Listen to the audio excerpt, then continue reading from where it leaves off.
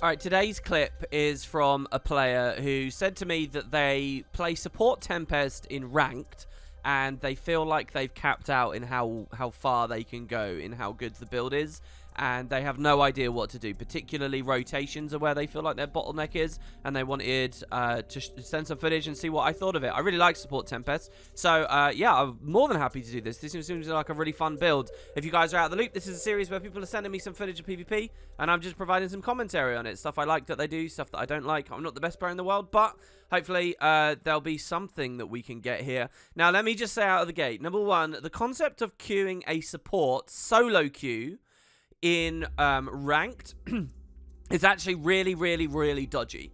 Obviously supports are really strong, and obviously at a 5v5 scenario, any team with the support can force team fights and win them like with much higher success rate, and that composition is, when everybody's communicating, like the way to go, really, right? You can kind of play a Roma comp into it, but it's much more volatile and it's much less steady. So yes, it's got value, but when it comes to ranked, I actually don't know how much I like it.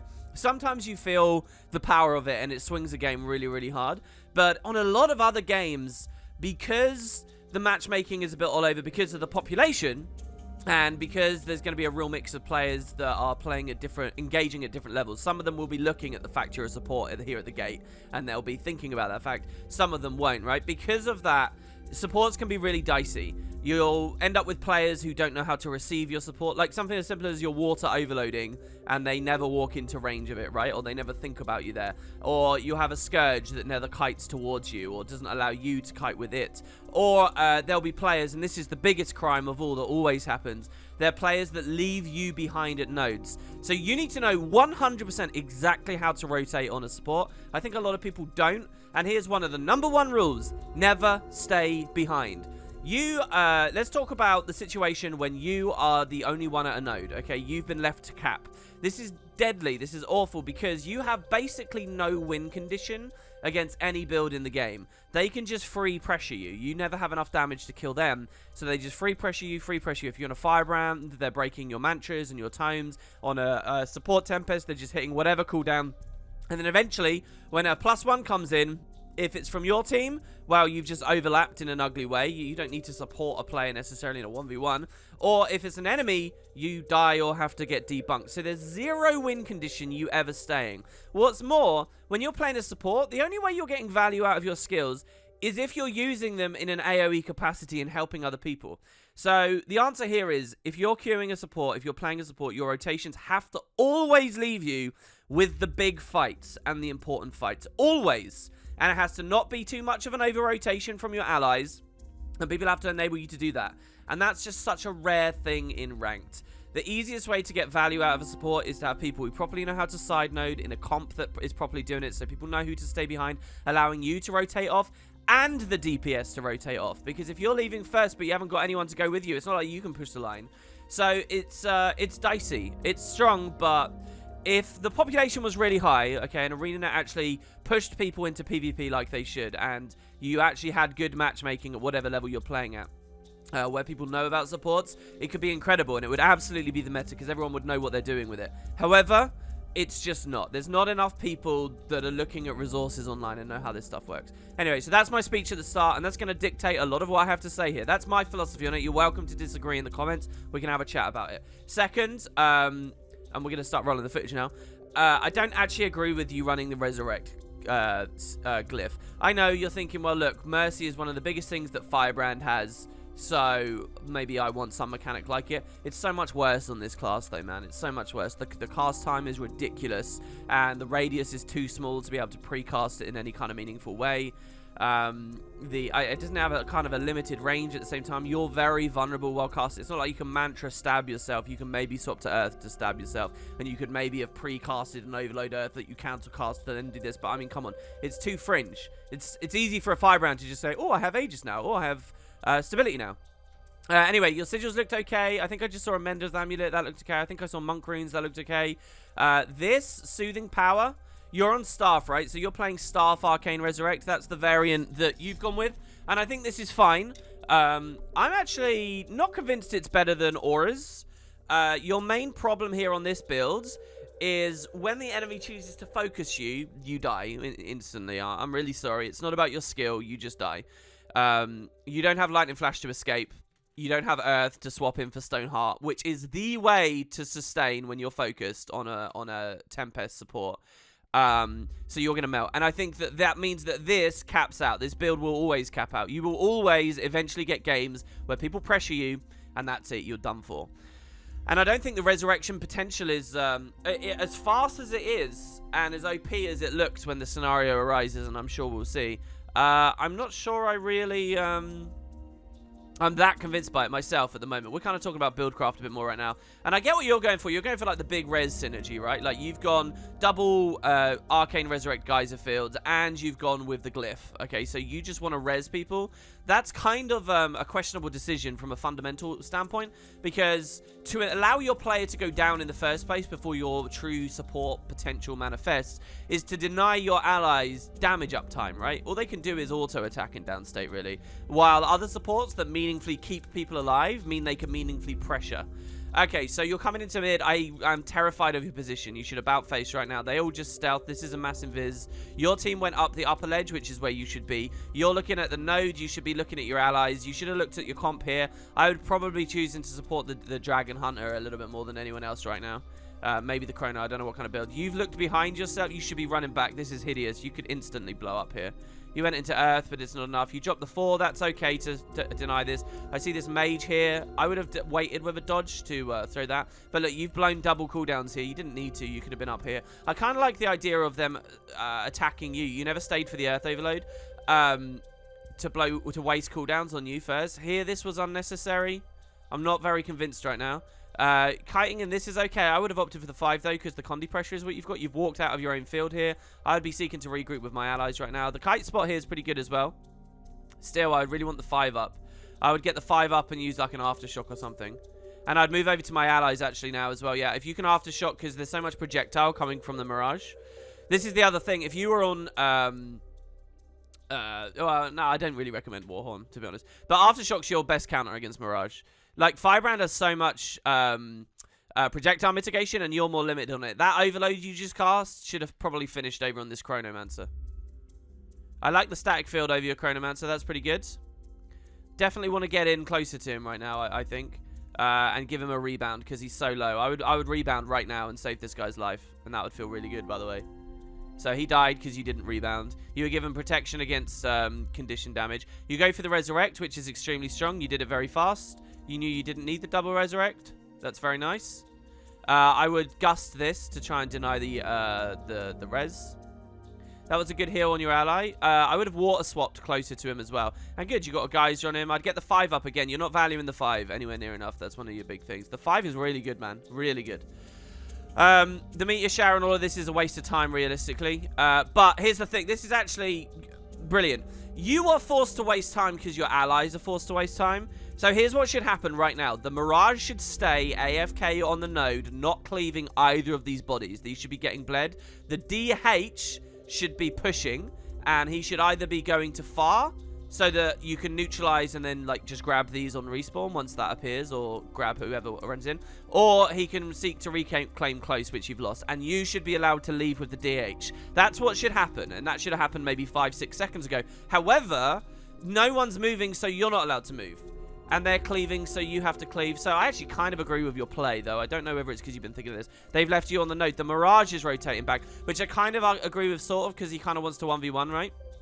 So that's all right, and you guys can stay here and hold the line. This is actually another version of the play, which I think is perfectly reasonable. The DH, though, looks like he's back rotating, and he needs to watch these respawns. Let's see what he does. You're screwed if he doesn't know how to play the game, basically, and it looks like he doesn't. It looks like he's wandering off. You should have been healing him more aggressively. Should have used your heal skill. Your camera's really bad here. You want to watch the people coming in.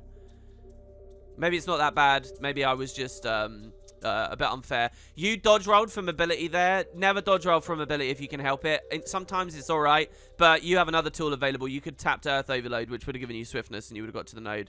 I would have tapped Earth Overload cancel cast and used that stability to guarantee the heal on this guy. I would be in water healing him as well right now. They're just free casting on him. You don't really have anything to deal with this, which is unfortunate. I'd aftershock, though, because of, like, all the projectiles. He's just sitting there a long way. This looks like a very low-rated game to me. I don't actually know what rating this is, but everyone's playing very badly right now. This was really nice. Your Soul Beast respawned plus the 1v1 from range and came over here. I really like that. You're running Gale Song. I actually don't like Gale Song very much. I think that Aura on Overload finish is much better. That 90-second cooldown is just really punishing on it. I would walk over and heal on my chrono. You're very occupied with the res. I think I know what's going on in your mind right now. You want him to go down so that you can res, right? You've rebounded your DH. Good. I would have water 2'd as well before coming into Earth. And you can dodge in Earth on that, by the way. If you're Evasive Arcana, is that what I saw you are, by the way? You could have dodged into that. And you could have supported a bit better. I like the Earth Wall. That was pretty good. You're taking the team fight. Again, I would have positioned myself. You're very, very light on the WASD. I would be using WASD way more than you are. It's such a slow-feeling build. I think it's very good that you've submitted to me a game where no one focuses you. But a much more revealing thing would be a game where you are focused. This is good. You're prioritizing the bell very quickly and you're moving quickly. Unfortunately, so here, your Mirage is misrotating. The Mirage should stay and watch for any decap cross, and he should hold mid while everybody else swings the team fight at bell. Or the Mirage should push far. He's your side noder. Everyone else should come up. The DH is also wasting time just sitting around, so this kind of messes you up a little bit. Now you're supporting a guy who's innately tanky anyway, right? Which is your Mirage. Oh, sorry. I really do apologize. You have a Chrono and a Mirage. Because the minimap update isn't in yet, I don't know what that is on mid. If it's the Chrono that came with you, then these are all okay rotations. That's not really about your gameplay anyway, so I apologize for that, really. You should regroup with your DH here. He's the one you want to support. You're looking back towards mids. But look, you've had a Mesmer sitting on that, that's fine. The DH wants your help. Look, and the DH is getting low now. I would leave this as well. That's a nice wall, though. I would try to ensure that my DH isn't throwing. Now that I see that all the numbers have come through here, I think it's okay position. But it looked like you were going to get the bell anyway, and indeed you did. Again, I'd be at far point right now.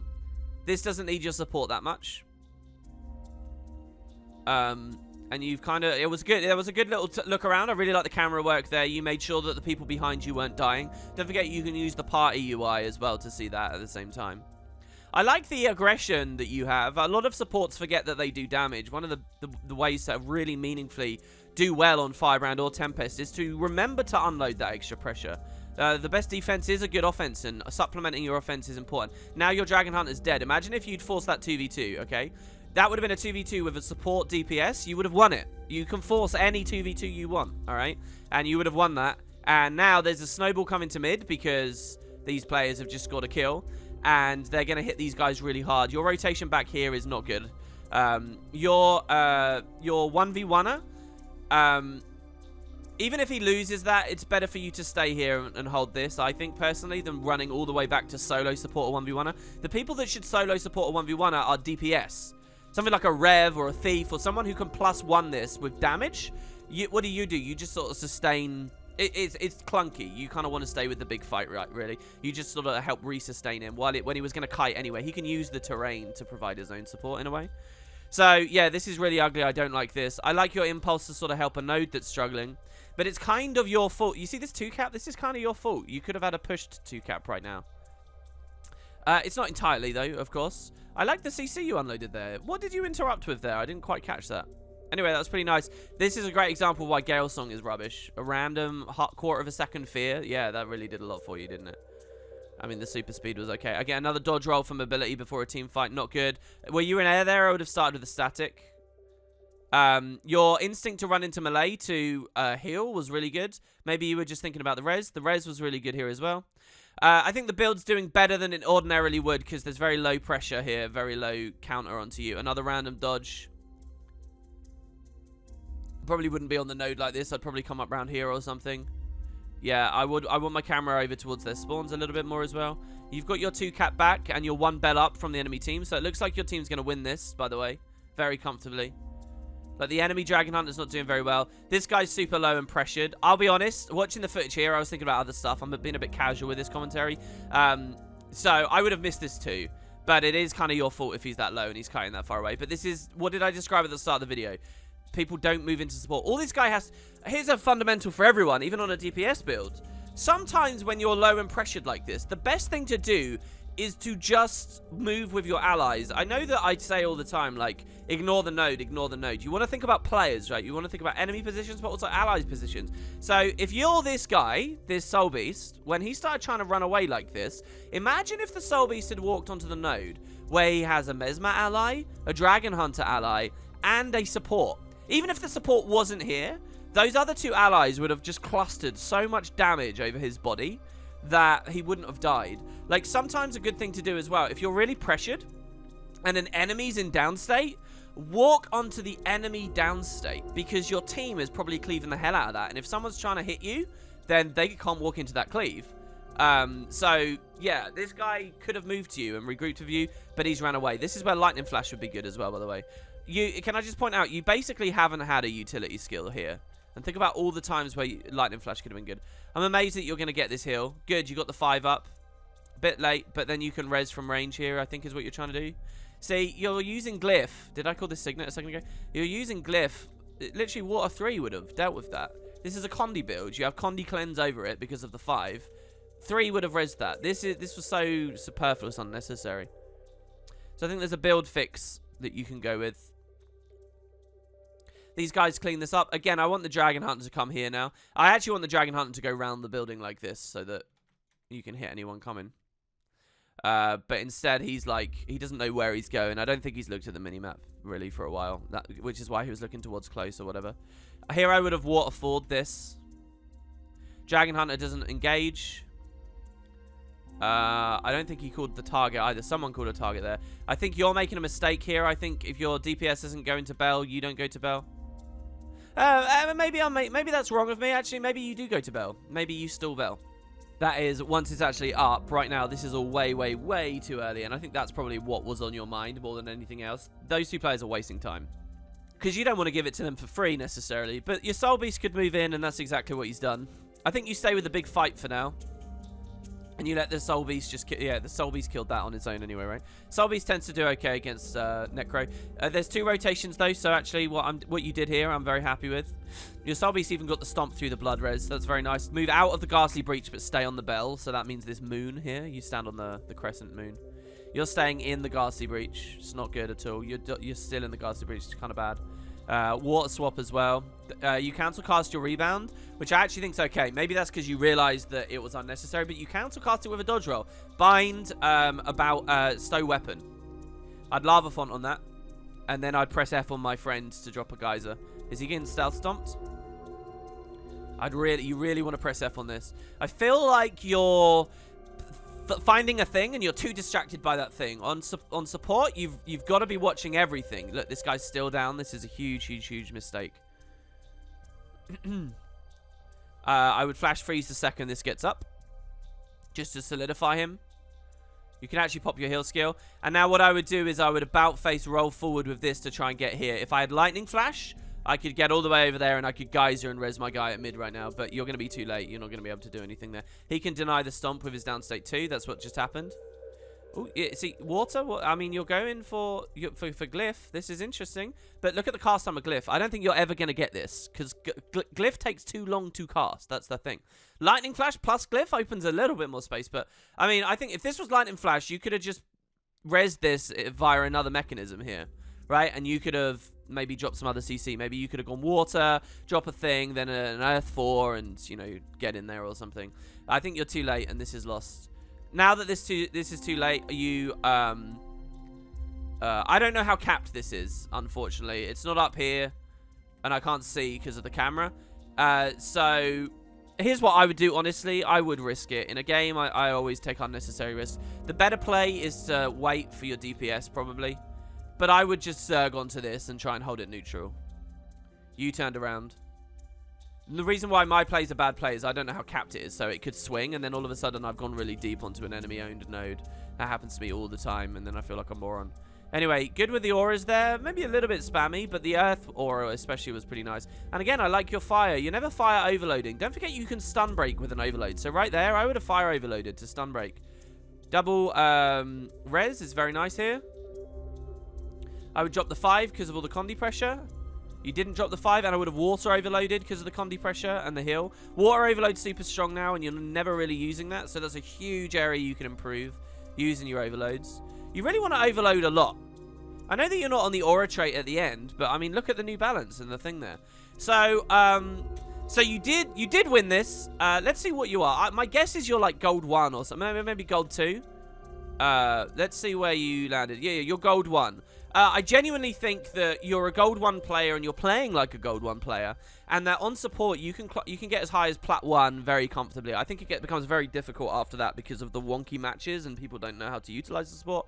Also, when you get higher, people get really judgmental about supports that aren't Firebrand. People get very tunnel vision about what they think the meta is, and they don't know how to play with anything except Firebrand and stuff like that, right? So it's kind of tricky when you get higher. But all of this you can meaningfully climb all of this. I would make the build refinements. I know it's boring to run the same build everyone else. Arcane Resurrect is okay, and I think one of the best things you've got in mind is how you pressure.